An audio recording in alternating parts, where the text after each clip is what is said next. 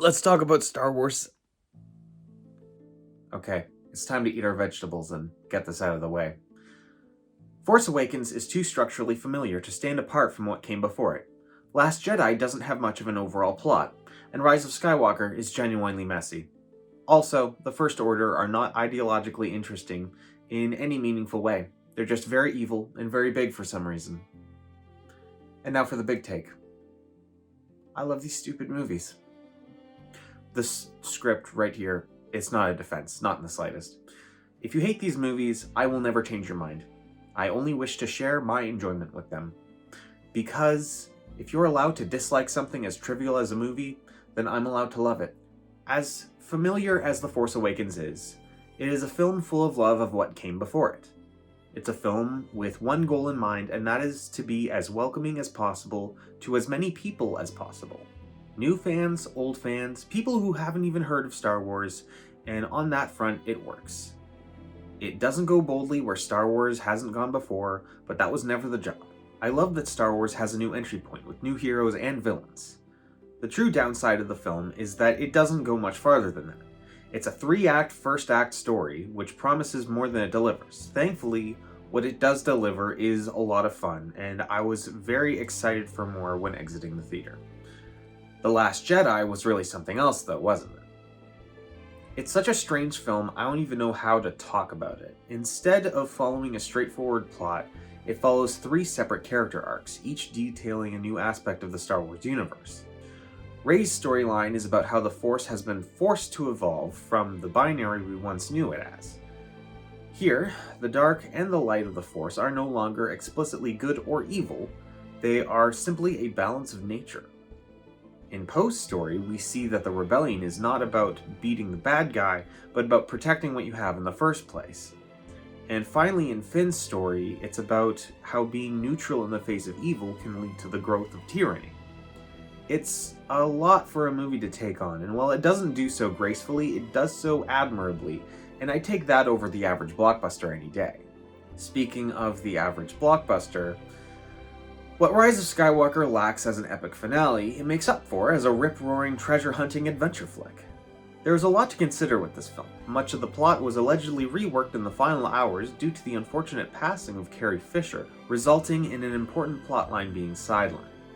We will never know how different the film could have been had everything gone according to plan. Though given the film we got, I can't say it would have been more thematically rich, especially compared to what came shortly before.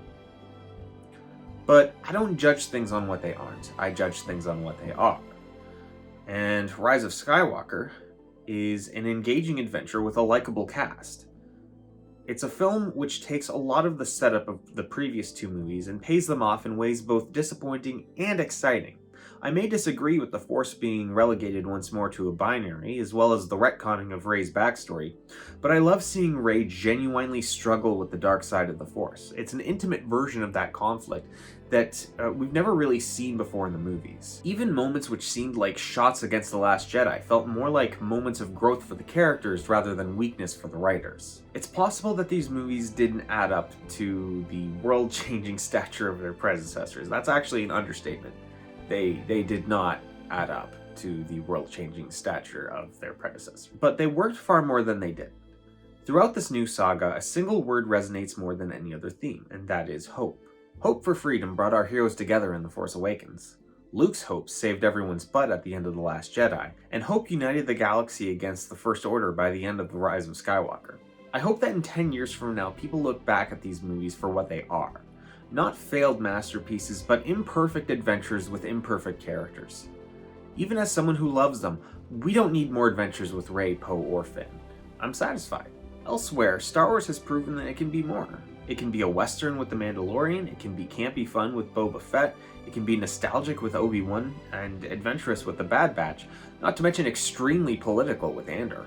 No, Star Wars has not been consistent in the slightest since Disney took over. But what it has been is diverse.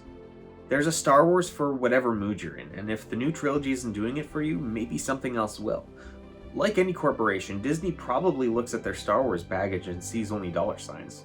So why defend it? Because unlike any other big budgeted property, Star Wars is made almost exclusively by people who know how big Star Wars is and how much Star Wars means. Growing up in a post-Star Wars world means knowing exactly what it means to other people and wanting to preserve what makes it special.